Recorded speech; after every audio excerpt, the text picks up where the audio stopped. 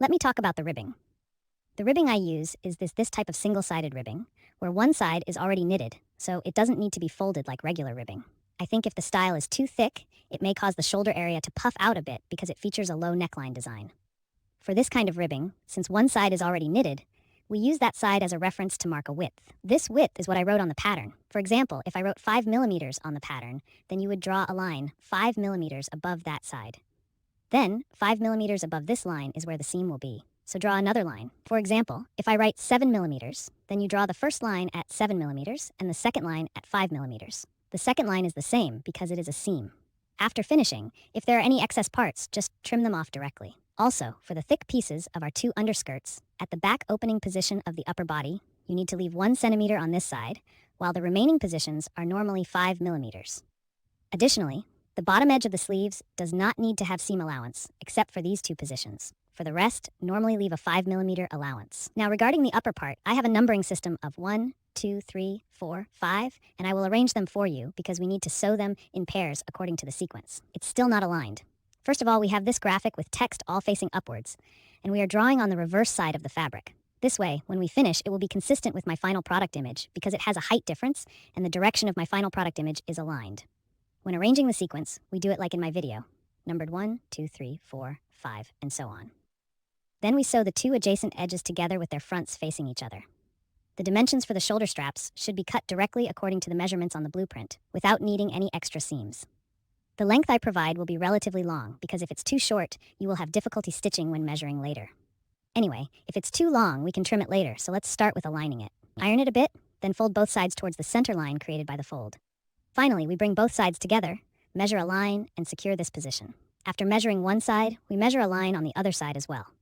Note that our measuring devices have a front and back. Both measuring devices should be positioned on the same side. Then, using this cleaner and nicer side, we will surround the front of the strap. After measuring, it looks like this. Set it aside for now. After arranging these colorful pieces in order, we will place 1 and 2 face to face and sew them together. After measuring and unfolding these two adjacent edges, it looks like this.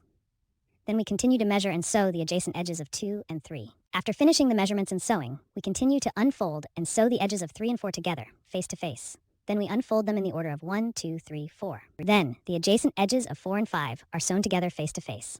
After finishing all the measurements and sewing, it looks like this. 1, 2, 3, 4, and 5 should match. Then we turn it to the front, separate the stitched seams to both sides, and remove a visible thread on each side of the seam to make this section flatter. The other 3 positions should also have the visible threads removed similarly. You can do this on your own. Once all the visible threads are removed, it will look like this. Now let's address the folds on the sleeve. You could have prepared the folds on the sleeve earlier. I reached this step because I need to discuss the materials with you. If I make that side all wrinkled, I worry you won't see clearly. First, we fold the sleeve in half to find its center line and mark it. Then we align this cross shape with the center line and draw it, centering the position. Actually, if you finish watching the video first, I don't think you need to draw. Just sew it up like this. I'm drawing this here mainly to explain how the operation works. I won't draw the whole thing here. Just showing the first few string lengths will suffice. The needle and thread start from this position, coming up through the fabric from below. After bringing the needle up, we move horizontally to the left, then down to this right angle point where we need to turn. After inserting the needle, go up directly, lifting the thread from the bottom upwards, then turn and point straight to draw the needle out. Move the horizontal line further to the right, then place a needle at this turning point, and then go straight up a bit to where the line comes out. Just follow this line and keep going. I didn't accelerate too much on the latter part of the speech. If you feel it's a bit slow, you can speed it up a little by yourself. Sew all the way to the position marked on our drawing, and then our needle and thread will end up underneath. When we pull this thread tight, the wrinkle will form. Next, we gently lift the fabric on the side at the back using a needle. Wrap the thread around the needle twice, pull it tight like this, and it will be secured. Once both sleeves are done the same way, we will add ribbing to the collar. At this stage, we are adding the ribbing to the front side of the fabric. The ribbed edge we cut is facing right, while the straight edge is facing left. Lift the collar all around, and we will sew along this vertical seam. When sewing, keep in mind that the ribbed section is slightly shorter than the collar. So while sewing, we need to stretch the ribbed part on top. Don't pull the fabric underneath. We only pull the ribbed part on top. This method can serve as a closure. If you stretch the fabric underneath, the final collar will end up being too large. It will be looser, and after sewing, we need to add a top stitch to the collar. While top stitching, we also need to address the shoulder strap. The collar positions for numbers 3 and 5 have 2 marked points. Draw this marked point on the front side of our fabric. This is where we will sew the shoulder strap. When sewing, we should pay attention to how the shoulder strap is measured. It's regarding its length. because the length I provided for the shoulder strap is the actual size. This is the length of the net size after our product is completed. It is measured from this position at the edge of the thread outwards. This does not include the seams hidden inside. Starting from this position where I drew the line, we measure outward. For example, what I wrote on the drawing is 2 centimeters. Then you measure 2 centimeters to the right. If it's 3 centimeters, then measure 3 centimeters to the right. The exact measurement depends on what you have written on your drawing. Then we position the shoulder strap at the lowest point. This shoulder strap is oriented upwards. Then we normally sew the visible thread around the collar. And just sew the shoulder strap in as well, at the location of our marking point. When measuring to the other marking point on the shoulder strap, we pull the shoulder strap over flat like this, align these positions. After aligning, we will continue sewing forward until we finish measuring all the visible threads. At this point, just trim off the excessively long part of the shoulder strap at the back. Next, we will work on the side seams of the front and back pieces. This way, measure and sew it together with the front sides facing each other. This is the side seam that connects to the sleeve. After sewing both sides, make a few clips at this spot. Then the entire garment looks like this when turned to the front. Next, we draw the seam line of the bottom edge on the front of the fabric like this, because we want to add some lace at this position. The lace used here is an elastic lace, so directly aligned with the stitching line. The exposed part of this lace is facing left, and the part facing right is the design section. Pay attention to a little trick when sewing, because the fabric underneath is knitted. During the sewing process, it can actually stretch a bit, so when we use this elastic lace on top, we can apply a little bit of force. Just pull the adjustable lace a little bit in your direction. This way, the fabric underneath will tighten a little. But you shouldn't pull too much. If you do, it might become too tight. Just apply a little force. This way, the fabric underneath won't easily deform later, because later we still need to sew it together with the skirt below. Also, during our sewing process, when encountering all the styled points, they should part to the sides. Prepare it properly as a backup. Here we will work on the skirt part. It consists of 2 layers, based on the dimensions provided in the drawing. Then add this 5mm design to all 4 sides. Let's first take care of this larger skirt hem. We will fold the bottom edge along this design line. This means folding it towards the back side of the fabric. Directly draw a line on it to secure it. I am measuring a 1mm line here. If you prefer it wider, you can also measure a wider line. This can be based on your own preference. Next, we need to work on the hem of this layer. Let's measure the top edge for gathering the thread. Here, double lines are being pulled. It's on both sides of this design line. Measure a pulled line at 2mm on each side. I use tool number 4 for the pulled line on this side. Do not backstitch at the beginning and end. Leave the thread ends a bit longer. Also, right now I'm measuring the hem of the first layer. The hem of the first layer is gathered with thread. After measuring this gathered thread, do not pull it. Do not pull it yet. Let's first pull this fold from the second layer. We'll handle the first layer later. Now let's work on this hem of the second layer. Let's pull this fold first. After pulling the 2 lines, we are tightening 2 bottom lines simultaneously. Please note that we are tightening 2 bottom lines simultaneously. While you pull the bottom line with your right hand, the left hand should pull this fabric to the left like this. This fold is created. One side feels rather tight and is difficult to pull. We will switch to the 2 baseline lines on the other side to continue this process. Second layer of the skirt. Dimensions after gathering. It should match the size of the bottom edge of the first layer of the skirt. So we need to make some adjustments, according to him. Once the adjustments are made, we will align the bottom edge of the first layer with the pulled part of the second layer. Sew them together face to face along the vertical seam line. After measuring, check for any issues. If there are no issues, then remove the pull line from the second layer. After removing it, we will unfold the first and second layers this way. The orientation at the bottom is directed towards the first layer. Draw a clear line on top. Make this position more even. Now let's make this area smoother. Then at this point, we'll pull the thread from the first layer that we prepared earlier, following the method we just used. Likewise, pull out this pleat. After pulling out the pleat in this area, it needs to match the size of the hem of the upper part. After we finish gathering and folding the first layer of the skirt, after adjusting to match the size of the hem of the upper part, sew them together with the right sides facing each other. Sew along the upper and lower seam lines. When stitching this area, be sure to pay attention. We must not stretch the fabric above this point. Aim to sew it as flat as possible. Otherwise, the bottom edge of this upper section can easily become misshapen because it involves additional weaving. Once the car is ready, we'll flip it over to check the front. If everything is fine, then remove the wires at the front. Once it has been dismantled, the part underneath is oriented towards the collar. We're at the position of this bottom edge. Make a clear line with the vehicle. Make this area smoother. Here we will test this part of the pocket. It's just that the 2 pieces of fabric are facing each other, except for the straight short edge. For the rest, we will sew along the line directly, the starting and ending points. We extend a 5mm seam outward. After sewing, trim a bit with lace scissors. For the area on top where the straight line is not sewn, we typically leave a 5mm seam for trimming. Then turn it to the front side and give it a light press. Measure a clear line along the edge. Prepare it first, the hem of this outer skirt. We follow the dimensions given in the blueprint. Then add the seams from the 4 sides after cutting. First, sew along this bottom edge. Follow the sewing line. Fold this section to the back. Then secure it with a contrasting thread on the front. Once it is secured properly, we start from the very bottom edge. Use the edge of the line drawn as a reference. Draw a line 1 centimeter above. After drawing, take out our tools. Draw the edges of the neatly folded eyelashes. If it draws the edges of lashes after being curled, there is a line mark on it. We measure the position of the line. Align with the position of the underlined text below. Directly draw a line. Fix this eyelash edge to the hem of the skirt. Once fixed, this part at the waist, we will create double pleats. It's at the sides of this red line. Each will draw a pleat line. The position is about 2 millimeters on both sides. Pull the thread. I use 4 forward and backward. Do not backstitch. Leave the thread ends on both sides a bit longer. After arranging the thread well, we simultaneously tighten the 2 bottom threads. Take out this fold. One side feels a bit tight. Then, after properly folding the 2 bottom lines on the other side, switch to them. We'll keep it as a backup for now. This colored piece on the top half of the shape. Let's take a moment to pay attention to this. So we need to flip and draw like this for both the ceremonial and table departments. I have the side with the writing facing up. Then we will first draw the table section. Flipping it over means the side with writing is now facing down. We will then draw this ceremonial section. Because in our situation, does it have a single-sided shoulder? It is irregular, so if you don't draw it as I described, the last one may not align. Or the other part of this shoulder has moved to the other side. Then we will stitch together the ceremonial part and the display part face to face. After taking accurate measurements, we have sewn the seams adjacent to this position. Trim it slightly using lace scissors. There are no decorative scissors. Make more cuts in areas with curves. Then we are here between the 2 layers of fabric from this position. Use this hemostatic clamp. Fold this piece of fabric over from the other side and turn it over. After flipping it over, tidy up and iron the edges and corners. Then we will position it under these 2 areas of the embroidery frame. Then spread them out to align properly. Sew along the line directly like this. Once the sewing is done, we will split the seams to both sides. Then we will put them together like this. The position of the embroidery frame is complete because I used the same fabric for both the lining and the outer layer. So here I will separate the front and back sides. So we are now in a situation where it has been turned to the front side. Its shoulder strap is on the right side. The piece facing upwards is the front of my fabric. I will make a mark here. Then take out the skirt we prepared earlier. The size of this bottom edge should match that of the upper part.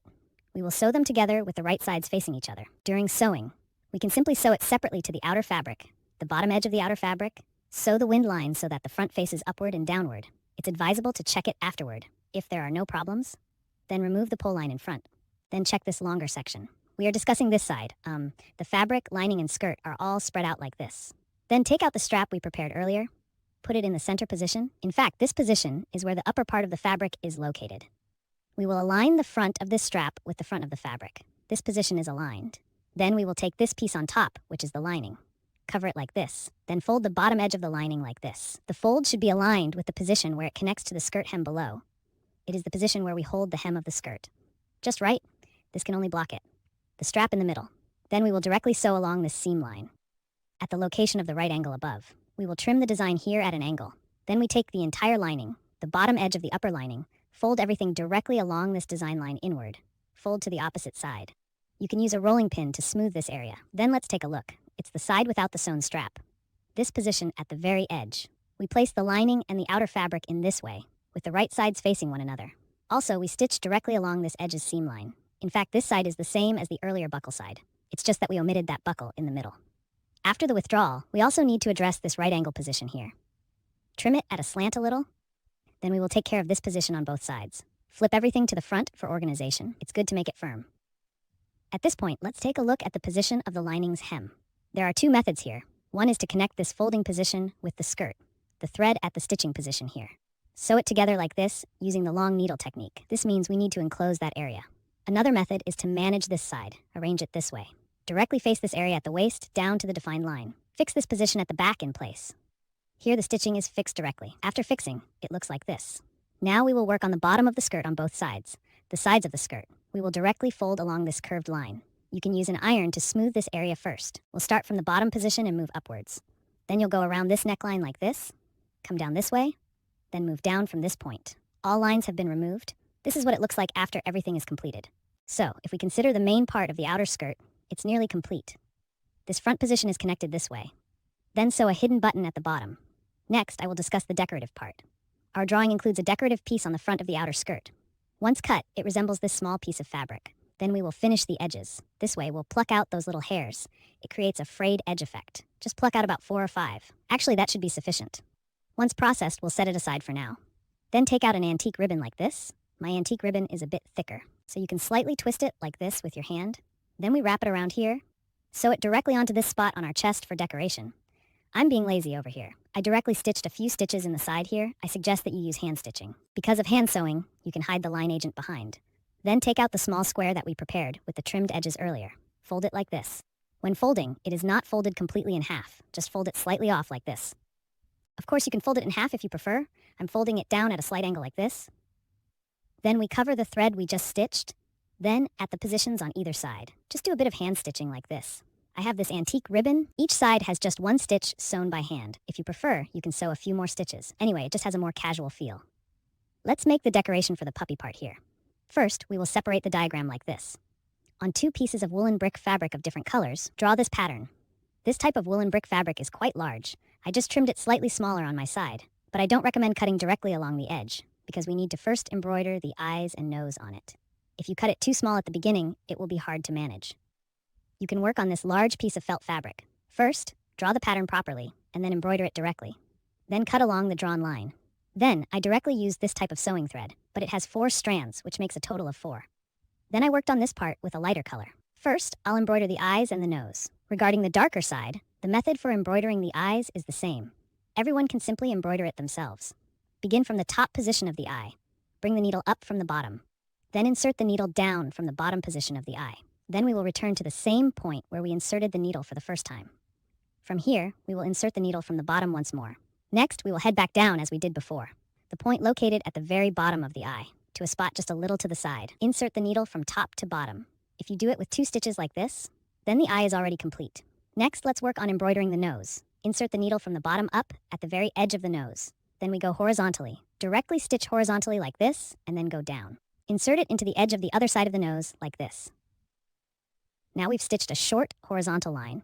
Then we will stitch another horizontal line below this one, but this character can be slightly shorter than the one above. Regarding these 2 characters, we need to make them a bit more compact. That is, there should be no gap in between.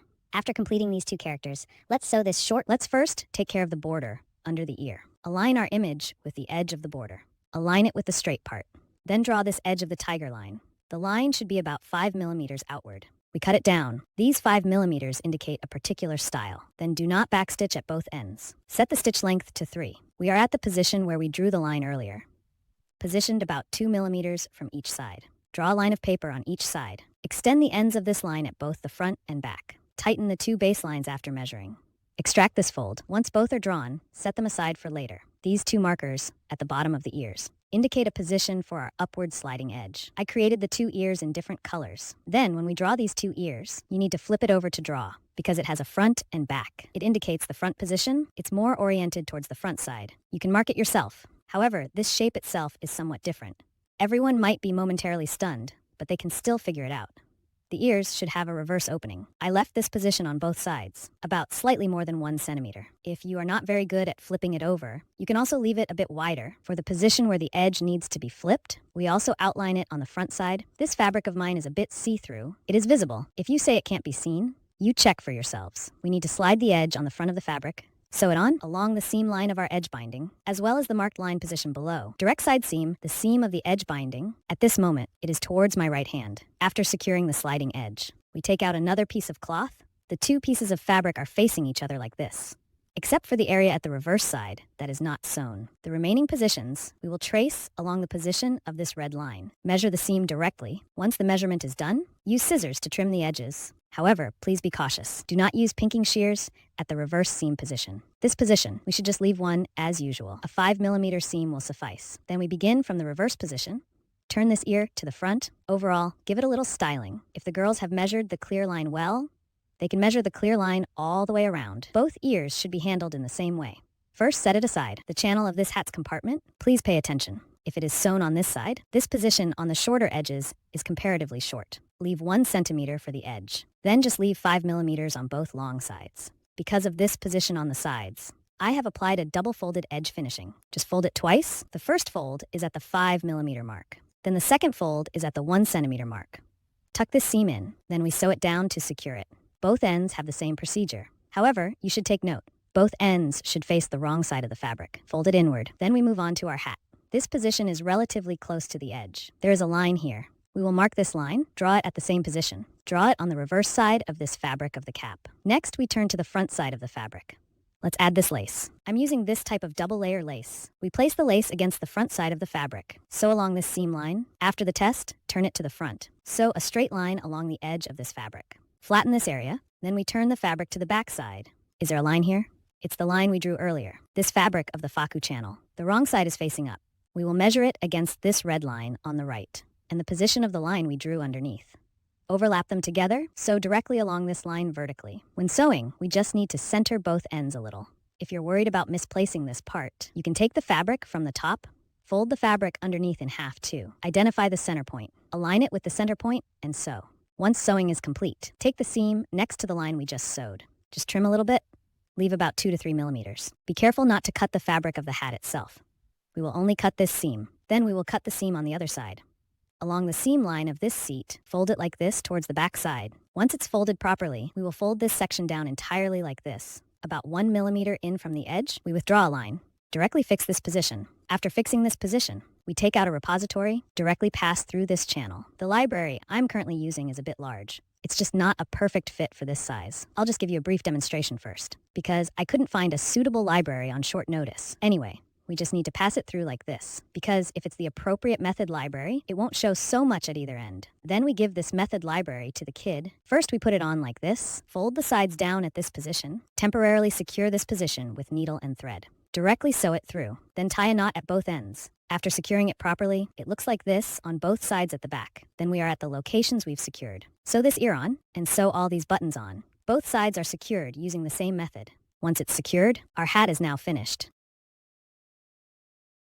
First, let's deal with the border drawing part. Here my drawn border is quite wide, so we need to trim it according to the size specified in the diagram. By the way, I'll also mark the position of the 5 millimeter guideline here. If your border width is similar, then there's no need to trim it like I did. Then we will fold both ends inward like this. First, fold it in by 5 millimeters. Then fold it in another 5 millimeters. This means folding it twice to tuck it in. You can use an iron to press it. Then we go to the line away from the path. Secure this side, process both sides like this. After we tuck in the stiles at both ends. Let's measure this fold line now. At the point where we draw the line, it's at the position of the 5 millimeter guideline, 2 millimeters on both sides. Measure a fold line. Do not bring the needle back before and after pulling the folded line. Here I'm using 4 in my thread section. Then, leave the ends of this thread a little longer. After it has been pulled properly, we will simultaneously tighten both base threads. Take out this folded piece. One side feels tighter. Let's switch to the other side and pull these 2 baseline strings. We need to fix the border on this tablecloth. It can be on the front side of this fabric. Trace this pattern again, the point where the edge drawing begins. We align with this straight line, approximately 3 millimeters below the style line.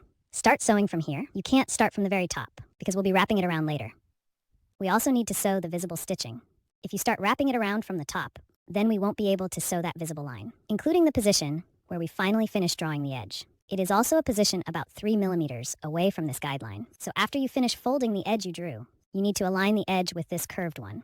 You need to align this size first. Then we will come back to the car. When we work on the car, we align the upper and lower style lines. Check it after finishing the work on the car. If there are no issues, remove this dashed line. Then we take out the fabric from the top opening of the bag. This is the fabric for the bag opening, the design on both sides. Leave 1 centimeter for the design of the shorter edge. It's the same as the place where the lace begins. First, fold it by 5 millimeters, then fold it by another 5 millimeters. Then we will mark a line here to secure it. Hide the seam inside so it's not visible. The fabric at the edge consists of 2 pieces. Then there are a total of 4 positions. There are a total of 4 positions on both sides. Let's process these positions a bit. After it has been removed, we fold it together like this. The cleaner side faces outward. And then we place it on the front of the package. This straight edge at the top, we will sew it at this position. Align the upper and lower style lines. The fabric of the upper opening is thicker than the one below. It should be slightly shorter, so when we place it, we should center it more. The space in the front and back should be about the same. The other piece of the bag's outer fabric is the same.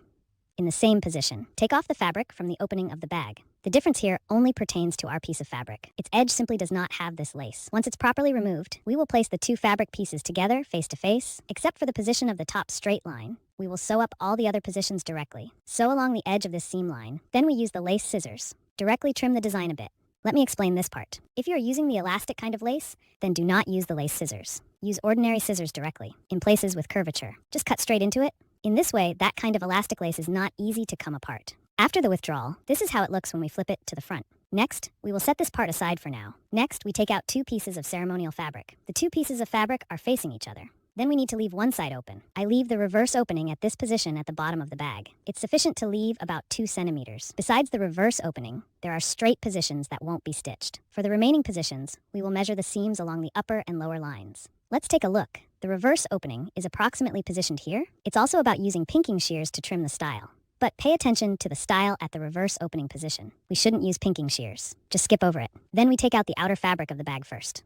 And this strap, take one side of the strap. First, align it with the seam measurement point. Secure it like this. Just temporarily secure it with a few stitches at the edge. If you want to secure both sides, you can secure both sides because the other side is hand sewn. It was hand sewn at the end. Regarding this step, I just need to secure one side of the strap first. Then we will put together the processed outer fabric and lining. While putting them together, they should be facing each other.